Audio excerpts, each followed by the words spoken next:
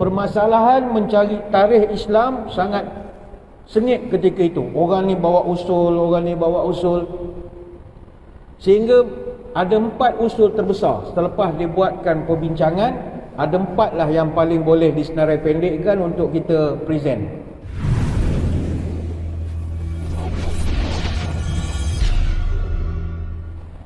Cuma kita di Malaysia ini, masalah Muharram ini tak banyak diceritakan sangat.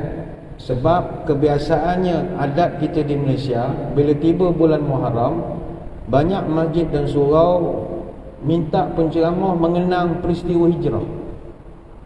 Ini dah budaya. Ada pro dan ada cons. Kita faham hijrah ni mustahak, kerana hijrah ini dia bukanlah satu inisiatif, inovasi, pengurusan strategik yang dirancang oleh Nabi dan para sahabat. Dia tidak.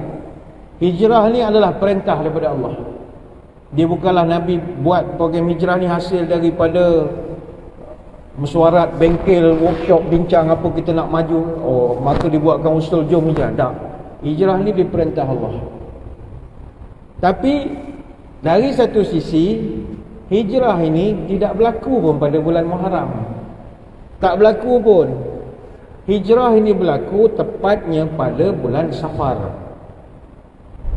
Dia kalau ikut sejarah, Nabi melakukan pergerakan perjalanannya ke Gua Sur pada hari Khamis 26 hari bulan Safar, bersamaan dengan 9 September 622 Masihi. Dan Nabi tiba di Madinah pada hari Isnin 22 Rabiul Awal 4 Oktober tahun 622. Total perjalanan Nabi ambil 25 hari. Bukan kerana jauh, tapi ini perjalanan taktikal. Sebab nak kena hilangkan jejak dan bagai-bagai lagi, dia tak boleh nak direct sangat. Maka peristiwa ini tidak berlaku pada bulan Muharram. Tapi kenapa bila Muharram Masjid Surau buat sambutan Ma'al Hijrah? Ini balik pada sejarah sambutan di Malaysia tahun 1987. Sebelum tahun 87, masyarakat kita tak pernah kenal istilah Ma'al Hijrah. Ma'al Hijrah ni adalah diperkenalkan oleh Pusat Islam ketika itu. Menterinya ketika itu adalah Tan Sri Dr. Yusof Noh. Dia telah membawa inisiatif memperkenalkan jenama Ma'al Hijrah, untuk kita kenang Muharram ini sebagai bulan hijrah. Tahun 87. Sebelum tahun 87, semua ceramah Masjid Surau cerita pasal fadilat Muharram saja. Kita cerita puasa, kita cerita bulan-bulan haram ni dan ni, macam yang intro kita tadi. Tapi selepas 87, trend ini berubah. Ada orang tanya, okey ke tak okey Ustaz? Tak ada masalah. Dan ini tidak bercanggah dengan disiplin ilmu. Kerana 16 tahun selepas Nabi hijrah, pada hari Khamis 8 Rabiul Awal tahun 17 Hijrah, Sayyidina Umar Al-Khattab radhiyallahu anhu, dia telah meletakkan momen hijrah sebagai permulaan kiraan tahun Islam. Maka tak ada masalah juga. Dia, kenapa Sayyidina Umar meletakkan hijrah sebagai permulaan? Puncanya ada 2 riwayat. Satu riwayat daripada Maimun bin Mahran radhiyallahu anhu, zaman Sayyidina Umar jadi khalifah, surat menyurat zaman itu tidak ada tahun, semua pakai bulan. Orang Arab dia tak ada tahun, dia tak ada number. Tahun dia pakai peristiwa, tahun gajah, tahun banjir, tahun itu. Maka bila dalam surat tulis bulan je, bulan Syaban, tahun tak tahu.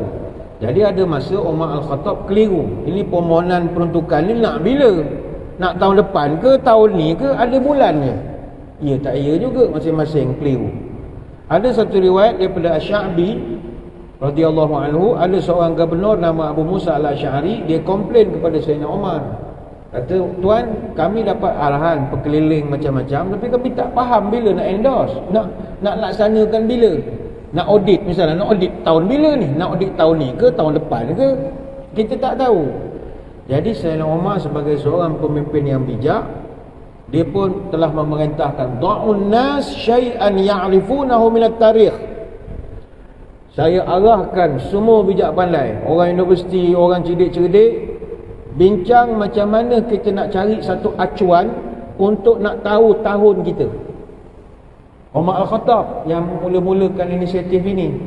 Jadi di kalangan cendekiawan pada masa itu ada yang mengusulkan, tuan, kita guna pakai saja kalender Julian yang telah dipakai oleh orang-orang antarabangsa ketika itu. Dia kalender Julian ini dah pun wujud sejak tahun 46 sebelum Masihi. Julius Caesar perkenalkan, dan dia orang cadangkan kepada Umar, kita guna je lah. Sebab orang Rom pun guna, Parsi pun guna, kita gunakan lagi. Umar Al-Khattab ni dia kuat jati diri. Dia kata setakat nak niru orang ni cak ayam, baik tiru buat apa, kita buat produk kita sendiri je lah. Kita buat yang kita punya, apa hal kita nak meniru orang. Cerita ni panjang. Kalau kata Al-Hafiz Ibn Hajar Al-Asqalani, kanat al-qadayat allati ittafaqat lahu wa yumkin an yu'arrikh biha arba'ah. Permasalahan mencari tarikh Islam sangat sengit ketika itu. Orang ni bawa usul, orang ni bawa usul, sehingga ada 4 usul terbesar. Selepas dibuatkan perbincangan, ada 4 lah yang paling boleh disenarai pendekkan untuk kita present. Pertama, maulidi, wa ma ba'athih, wa hijrati, wa wafatih. Ada di kalangan cendekiawan ini yang mencadangkan kita mula kiraan Islam, tahun Islam start daripada tahun kelahiran Nabi. Ada yang cadang kita ambil start Nabi diutuskan jadi Nabi, dia ambil nuzul Quran lah, senang. Ada yang cadang kita ambil tahun Nabi wafat, dan ada yang cadang kita ambil tahun Nabi berhijrah. 4 usul. Bincang. Kata Ibn Hajar, farajaha indahum ja'alaha min al-hijrah li'anna al-maulid wal mab'as la yakhlu wahid minhuma min al-niza' fi ta'yin as-sanah. Bila usul dibincangkan, cadangan meletakkan maulid Nabi sebagai kiraan tahun pertama Islam ditolak. Begitu juga kiraan tahun bermula daripada Nabi diutuskan juga ditolak usul. Apa sebab? La yakhlu wahidun minhuma minal niza' fi ta'yin as-sanah. Sebab tidak ada di kalangan ahli-ahli yang boleh berikan exact date, bila tarikh sebenar Nabi lahir, bulan berapa, tak ada yang sebenar. Sebab itu kita setiap kali sambut Maulid Rasul bergaduh tiap-tiap tahun, sebab tak ada penentuan tarikh. Kita yang buat 12 hari bulan, orang ni marah, orang kata enteng dengan Syiah, sama lah Syiah ni, kita pula pelik. Dia kata 9, dia daripada dulu tidak ada penentuan ta'yin sana, tidak ada yang exact date, tidak ada. Menyebabkan Omar kata jangan cari penyakit lah, kan setiap kali sambut tahun baru kita bergaduh pula lah. Okey lah, tak setuju. Wa amma waqtul wafat fa'aradu anhu, dan tarikh wafat Nabi walaupun exact date-nya ada, tapi Omar tolak. Apa sebab? Lima tuwaqqa'u bidzikri minal asif alaih. Omar takut tiap-tiap kali sambut tahun baru orang Islam menangis semua, sebab mengenalkan Nabi yang banyak berjasa yang telah meninggalkan kita. Nak orang Malaysia, saya tengok orang Malaysia paling kuat menangis sekali.